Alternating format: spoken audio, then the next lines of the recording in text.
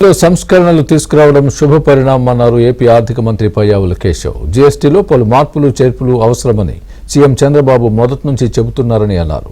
నిర్మలా సీతారామన్ ప్రతిపాదించిన జీఎస్టీ మార్పులకు తెలుగుదేశం పార్టీ పూర్తి స్థాయిలో మద్దతిచ్చిందన్నారు. కొన్ని రాష్ట్రాల ఆర్థిక మంత్రులు వ్యతిరేకించినా నిర్మలా సీతారామన్ చొరవతో చివరికి ఏకాభిప్రాయంతో నిర్ణయం తీసుకున్నారన్నారు.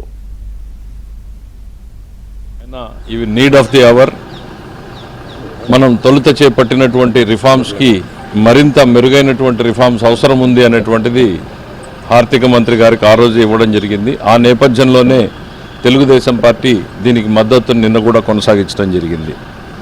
సామాన్యుడికి భారం తగ్గించే రకంగా సామాన్యుడి ఆదాయంలో కొంత మిగిలేలాగా చేయడమే దీని ప్రధానమైనటువంటి ఉద్దేశం.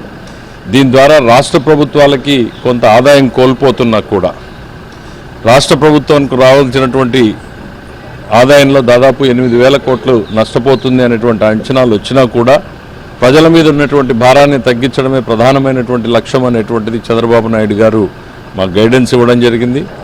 అదే బ్యాక్డ్రాప్లో నిన్న జీఎస్టీలో దాదాపు అన్ని అంశాలకి కూడా మద్దతు ప్రకటించడం జరిగింది.